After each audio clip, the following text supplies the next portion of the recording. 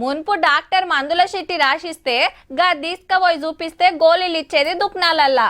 ఇప్పుడు పతొక్కళ్ళు డాక్టర్లేనాయే.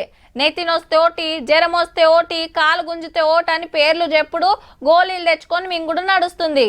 గిరాకీ కోసం ఆళ్ళు సుతా ఎవ్వరు ఏది అడిగితే అది ఇస్తూనే ఉన్నారు. సేమ్ వ్యవసాయంలో సుతా గదే పరిస్థితి.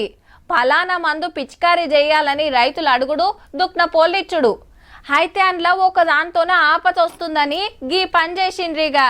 మొత్తానికైతే గడ్డి మందును బంద్ పెట్టించిందుల్లా గవర్నమెంట్.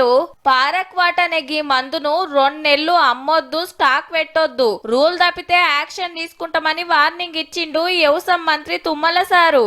మొన్న అసెంబ్లీలో ఏకగ్రీవ తీర్మానం చేసి సెంటరోళ్లకు పంపిండ్రు దేశమంతా ఇట్లనే చేయాలని. ఆన్లైన్ లో కూడా బుక్ చేసి దీన్ని తెచ్చుకునేటటువంటి అవకాశాలు ఉన్నాయి. కేంద్ర ప్రభుత్వం ఎట్టి పరిస్థితుల్లో కూడా ఈ మందుని భారతదేశం రాకుండా నిషేధించాల్సినటువంటి అవసరం ఉంది. ఈ మందు చాలా డేంజర్. మళ్ళా చేన్లు, తోటలు, వరల పొంట గడ్డి మోపు కాకుండా కొడుతుంటారు. అయితే గాల్లే తుంపర్లు పడి ముక్కులకు, మూతులకెళ్లి కడుపులకు జొరుతుందట. పెయికి డేంజరు, బ్యాన్ చేయాలని షానేండ్ల సందే డిమాండ్ ఉన్నది. గీ మందు కొడతప్పుడు మూతికి అడ్డంగా బట్ట కట్టుకోవాలి, చేతులకు గ్లౌజులు తొడగాలి, గాలికి ఎదురుగా కొట్టొద్దని ఆఫీసర్లు చెప్పినా ఎవ్వరు పెద్దగా పట్టించుకుంటలేరు.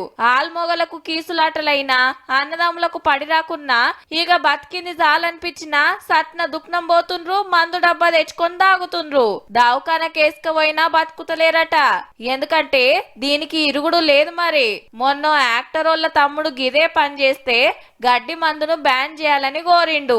ఆల్రెడీ కొన్ని ఊర్లల్లో అమ్మొద్దు, కొనొద్దని కట్టడి పెట్టుకుండ్రు కూడా. మా నాన్న తమ్ముడే ఈ మందు తాగి చనిపోవడం జరిగింది. 2 రోజులు హాస్పిటల్లో చావు బతుకుల మధ్యలో కొట్టుమిట్టాడుతూ. విరుగు లేకపోయేసరికి మేము జనరల్ గా లక్ష్మీపూర్లో అయితే మేము బ్యాన్ చేసినాము. కానీ 2 నెలలే బంద్ అంటాన్రు. ఆ టెన్క కూడా అస్సలు రానియ కొన్నిసార్లు మా అందు పాడగాను మా అంది పానాలు మింగబట్టే.